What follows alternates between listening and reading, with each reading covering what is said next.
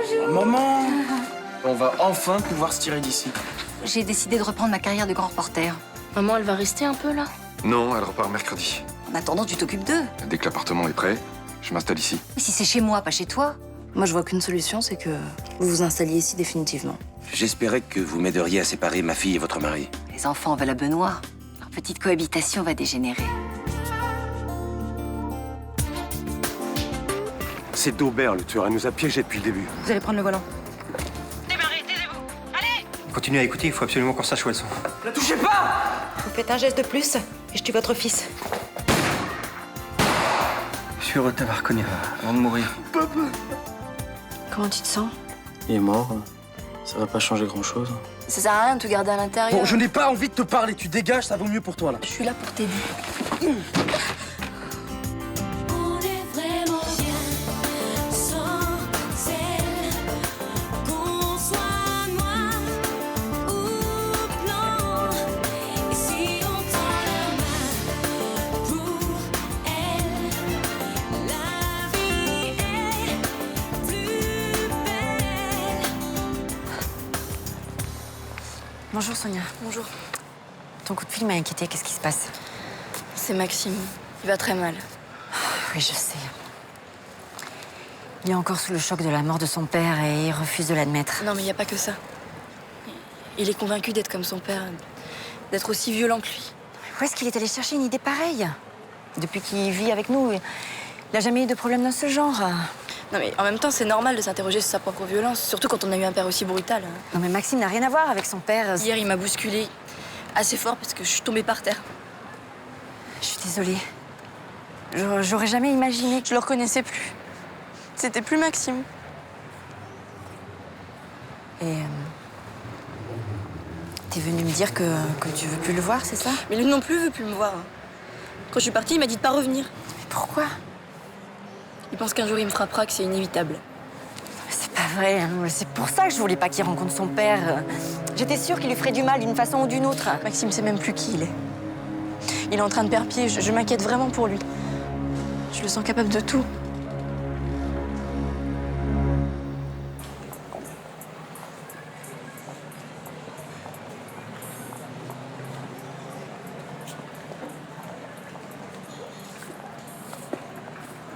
Salut. J'ai appris pour ce qui est arrivé à ton père. Je suis vraiment désolée. Tu trouvais qu'il craignait pourtant. Écoute, je suis sincère. Mon père, c'était juste un macro pourri qui a frappé des femmes toute sa vie. Qu'il soit mort, ça arrange tout le monde.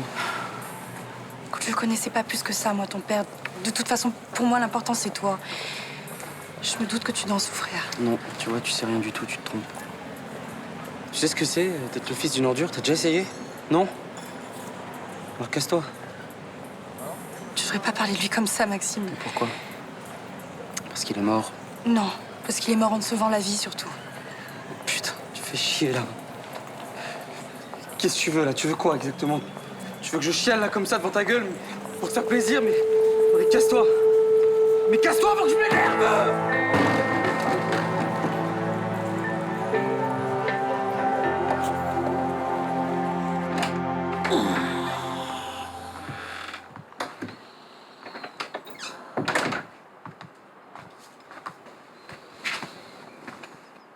Ça sent bon.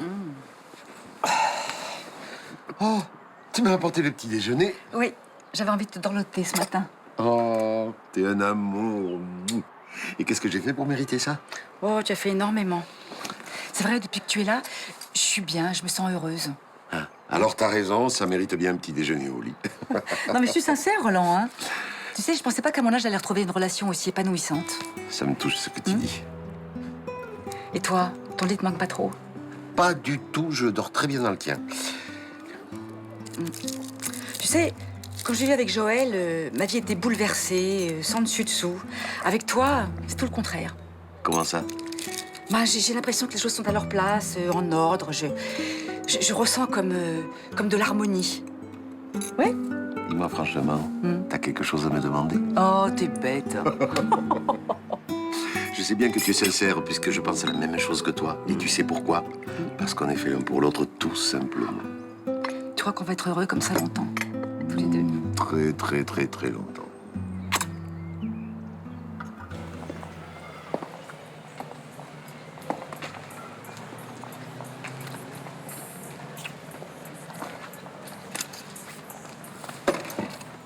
par là.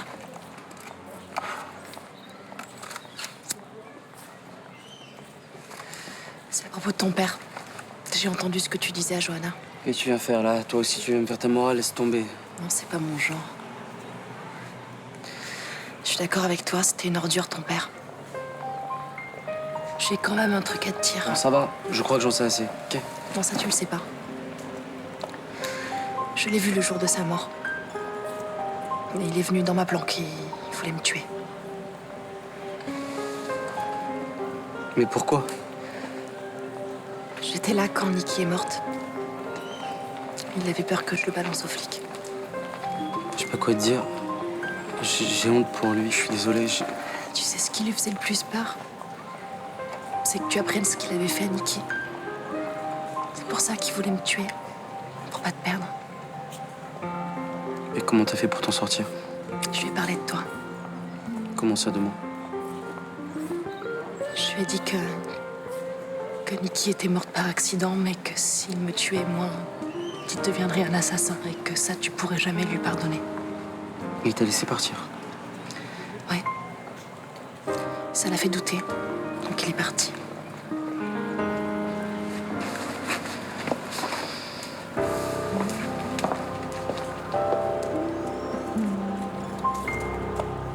Vous pouvez pas rester un peu à Marseille, non? Là, on va presque pas te voir. Moi aussi, j'aurais bien aimé profiter un peu plus de vous.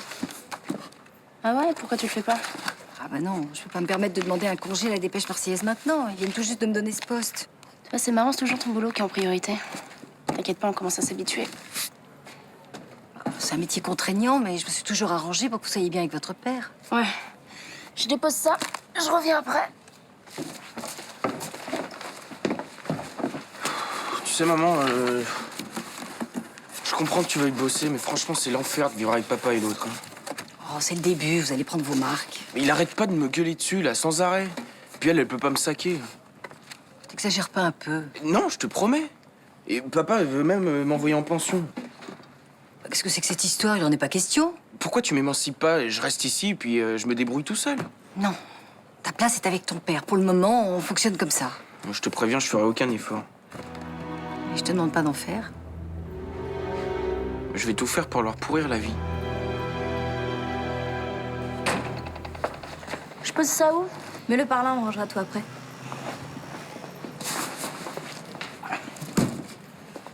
Bon, ben voilà, j'y retourne. À tout à l'heure, ma grande. Eh ben, ça y est. On dirait qu'on va vivre ensemble pour de bon. Tu sais que tu peux encore changer d'avis, hein? Je comprendrais. Non. J'ai fait mon choix. Je veux qu'on vive ensemble, à condition qu'on arrive à trouver un petit peu de temps tous les deux, bien sûr. Mais t'as l'air d'en douter. Bah, je me demande un peu comment on va faire. D'autant que c'est les grandes vacances, que les enfants vont être beaucoup là. Ouais, en plus, ils partiront pas cet été. Hein. Ah. Bah, j'ai pas d'argent pour les envoyer en colo et je tiens pas à ce qu'ils aillent chez leurs grands-parents. Moi. Et pourquoi? J'ai peur qu'ils imaginent que je me débarrasse d'eux. Je peux comprendre. On trouvera du temps tous les deux. On sortira le soir et puis on essaiera de partir en week-end. Oui. Puis on se fixera des petits rendez-vous clandestins dans la journée.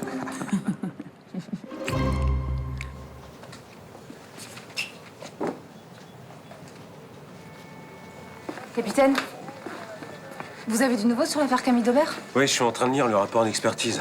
Ça correspond exactement à ce qu'elle m'a dit hier. En fait, scène des prostituées remonte au suicide de sa mère quand elle était môme. Bah pourquoi elle est devenue flic alors? C'est pour tuer tranquillement sans être soupçonnée? Bah non, au contraire. Je pensais que le boulot de profileuse lui permettrait de canaliser ses pulsions. C'est quand même trop bizarre ce métier de profiler. C'est super malsain. Bah ouais, ça peut rendre fou. Surtout quand on a une personnalité fragile et Camille Daubert a pas tenu le choc. Tiens, mademoiselle Nasri. Il paraît que vous avez eu votre baptême du feu. Ça n'a pas traîné, dis donc. Vous êtes jaloux, Bauer? Elle était à hauteur, capitaine? Ouais, elle a fait preuve de beaucoup de sang-froid. Ça vous étonne? Oh, moi, plus rien me surprend, vous savez. Vous allez peut-être réussir à faire un flic potable, hein. Mais c'est pas encore gagné. Hein.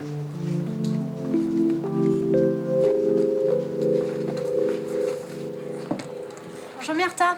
Je viens chercher les plateaux. Je les ai mis là, ma jolie. Oh, vous êtes aussi bonne humeur que Roland, vous, aujourd'hui. Ah bon? Roland de bonne humeur? Faites pas l'innocente. Vous savez bien que c'est grâce à vous. Qu'est-ce que tu veux que je te dise? On file le parfait amour. Et alors, c'est quoi la prochaine étape? Le mariage, non? Oh, grand Dieu. C'est pas dans nos projets. Mais qu'est-ce qui vous en empêche? Ce serait bien d'avoir un beau mariage au Mistral. Oui, pourquoi pas? Peut-être un jour. Je parle sur la conclusion logique de votre histoire. Le triomphe de l'amour sur le temps, vous savez, là, comme le prince Charles et Camilla. Oh, comme tu y vas. Bah si, ce serait bien de concrétiser tout ça devant monsieur le maire. C'est vrai. Ce serait une belle preuve d'amour. Bonjour. T'as 2 minutes, je peux te parler? Bien sûr. Entre.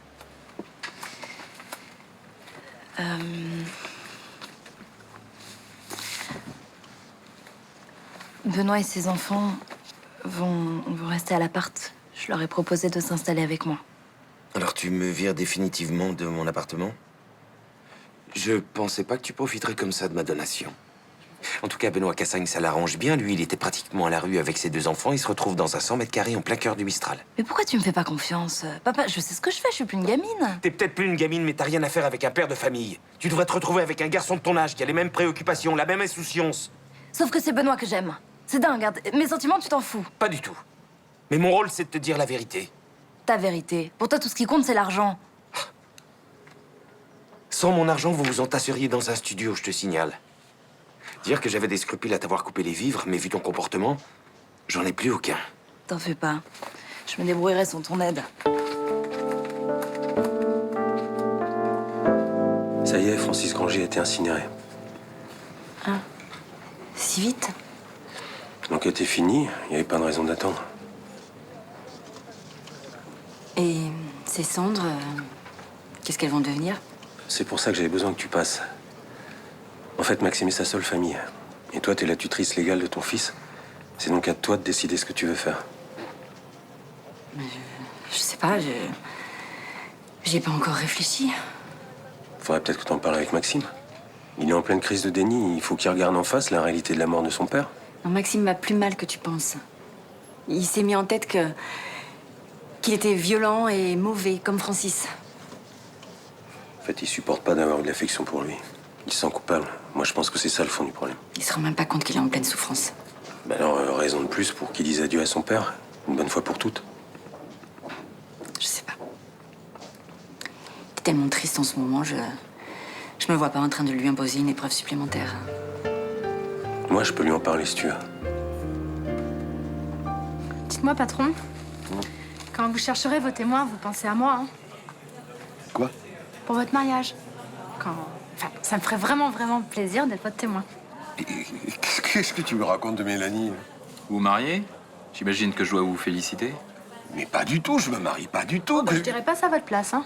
Myrtha y pense sérieusement. Ah bon? Et elle t'en a parlé? Oui, tout à l'heure quand je suis allée chercher les plateaux. C'est fou, ça, elle m'a rien dit. Parce qu'elle ose pas. C'est vrai que ce matin, j'ai eu l'impression qu'elle voulait me parler de quelque chose. Et ben voilà. Voilà, c'était ça. Mais elle vous l'a pas dit parce qu'elle a peur de votre réaction. Enfin, quelle idée de se marier, on est très bien comme ça. Vous avez raison, restez comme ça, croyez-moi. Bah pourquoi vous dites ça, vous? Ma fiancée m'a quitté 15 jours après ma demande en mariage. Pourtant, elle avait dit oui. Ben, c'est pas de chance. Bah ouais. Mais bon, Roland et Myrtha, c'est différent, ils sont inséparables. Mélanie, s'il te plaît, tu t'emballes pas, hein?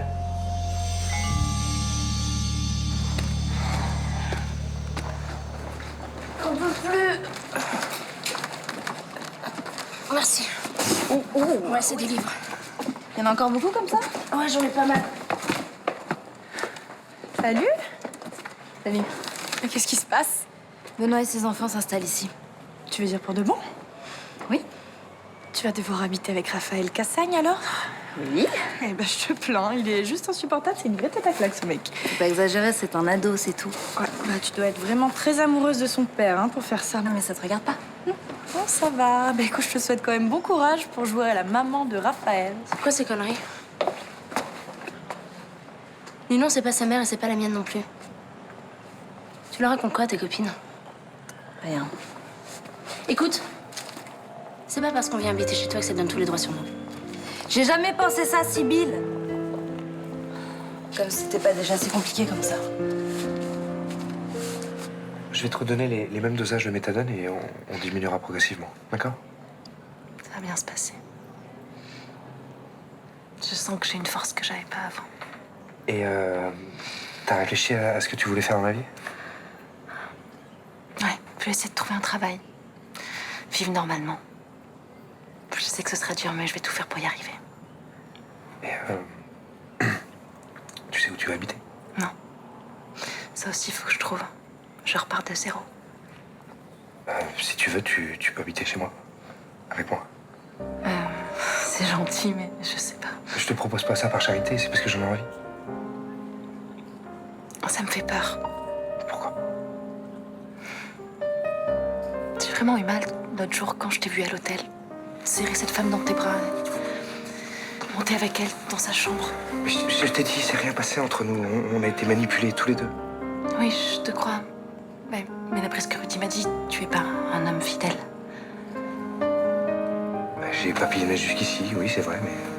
Parce que j'ai toujours eu du mal à m'engager, mais enfin, je te l'ai pas caché, je crois.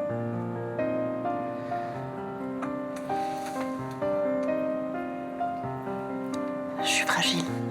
J'ai besoin de stabilité si je veux m'en sortir, tu comprends? Tu pourrais me détruire si facilement. Te détruire? Mais j'ai pas envie de te détruire, j'ai pas envie de te faire du mal. Je suis amoureux de toi. Tu sais ce qui m'a fait tenir en prison? C'est d'imaginer notre vie à tous les deux. C'est vrai? Oui, c'est vrai. J'ai envie d'être là quand tu te réveilles, j'ai envie de prendre soin de toi. C'est la première fois que je me projette dans l'avenir avec quelqu'un. Viens habiter avec moi, s'il te plaît. S'il te plaît.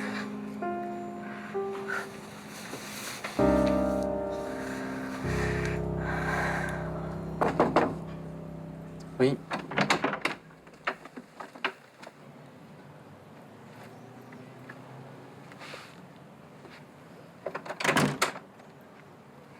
Qu'est-ce que c'est, ça? Les cendres de ton père. Il a été incinéré ce matin. Pourquoi tu m'amènes ça? Avec ta mère, on a pensé qu'on pourrait organiser une cérémonie. Juste... toi, moi et elle, pour que tu puisses l'unir à Dieu. Mais c'est quoi cette connerie? Tu le détestais et ma mère encore plus. Si tu veux être tout seul, y a pas de problème. Nous, on voulait être là pour te soutenir, mais... c'est toi qui vois. Mais je veux rien, moi. Ramène ce truc. J'en veux pas. Francis Grangier était ton père. Il était sa seule famille. C'était juste un salaud que j'ai à peine connu. Ouais. Il t'a sauvé la vie aussi. Tu peux pas faire juste comme si c'était rien passé entre vous. Alors, trouve un endroit pour déposer ses cendres et dis-lui ce que t'as à lui dire. Non, j'ai rien à lui dire. Peut-être que tu peux lui expliquer pourquoi t'es tellement en colère. Léo, tu me laisses pas ça là. Si tu saisis pas cette occasion de lui dire adieu, tu pourras plus jamais le faire et tu vas en souffrir. Moi, je sais de quoi je parle parce que mes parents sont morts dans un accident de voiture quand j'avais 12 ans. Je te laisse. Tu vas y arriver, va.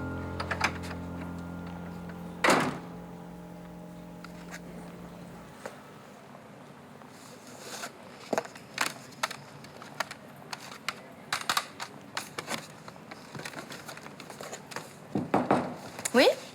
Bonjour, mademoiselle. Bonjour. Vous êtes Ninon Chaumette?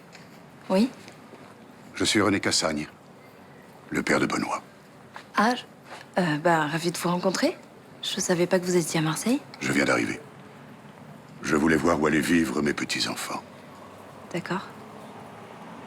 Alors c'est vous qui allez élever Raphaël et Sibylle? Non, je dirais pas ça.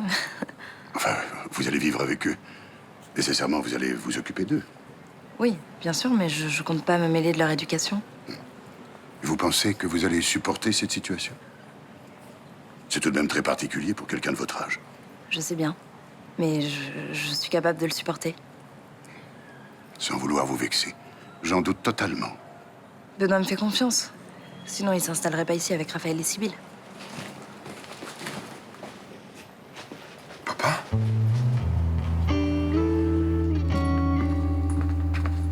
Roland.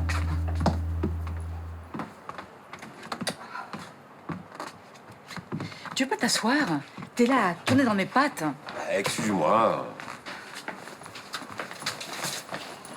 Mais qu'est-ce que t'as là? T'es tout crispé. Pas du tout. Bon, écoute, pas la peine de jouer au chat et à la souris, Mélanie m'a tout dit. Et tout dit quoi? J'ai rien contre le mariage sur le principe. Je me demande si c'est pas un petit peu tôt, voilà. Mais qu'est-ce qui te prend? Tu veux qu'on se marie? Ah ben moi, non. Mais toi, oui. C'est pas vrai. C'est Mélanie qui t'a mis ça en tête? Ah ben, tu aurais quand même pu m'en parler, hein? Maintenant, elle pense que je te fais peur et que tu oses rien me demander. Comme d'habitude, c'est Mélanie qui a exagéré. Ceci dit, ça m'a trotté dans la tête. Hein. Mais j'ai bien réfléchi. Ah. C'était tellement compliqué déjà pour que tu t'installes ici, c'est beaucoup trop tôt. C'est vrai, si on se lance dans un mariage, entre le choix du traiteur, le menu, le nombre d'invités... Sûr que c'est pas une mince affaire, hein? Puis moi, je suis bien comme ça avec toi. J'ai besoin de rien d'autre. Heureux de t'entendre dire. Au moins, t'emmèneras plus personne. Déjà, tu frapperas plus ma mère. Puis moi, tu m'emmerderas plus avec ton amour à la con. J'aurais fait quoi d'un père comme toi? Être aimé par un connard, ça va aller. Je vais m'en sortir. Ça ira.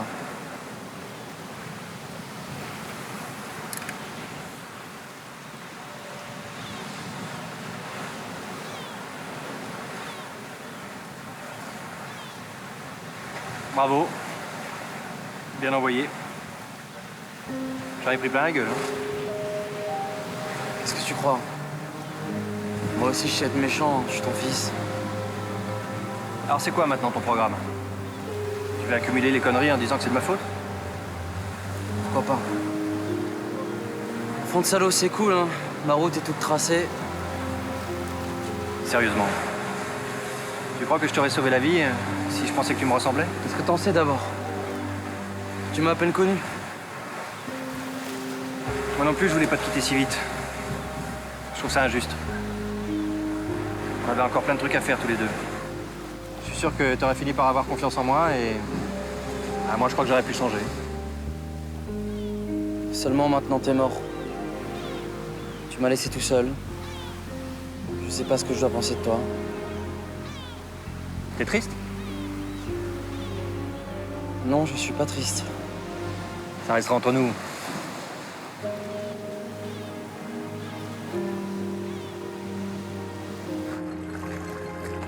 Les choses peuvent encore s'arranger. Agnès a laissé entendre que si tu revenais, une réconciliation était possible. C'est elle qui t'envoie? Mais non, pas du tout, voyons, je suis venu de ma propre initiative. Je ne vais pas rester les bras croisés à te regarder détruire ton mariage. Mais mon mariage est détruit depuis longtemps. Ninon m'a simplement donné la force de partir. Mais sois raisonnable. Et essaye d'arranger les choses. Bon, écoute, papa, j'ai 37 ans, je sais ce que je fais. J'ai pas besoin que tu viennes te mêler de mes affaires. Enfin, qu'est-ce que tu espères en te mettant avec cette gamine? J'ai pas envie de parler de ça avec toi. Je peux pas te laisser faire une chose pareille. Et cette idée de venir t'installer à Marseille, qu'est-ce que ça veut dire?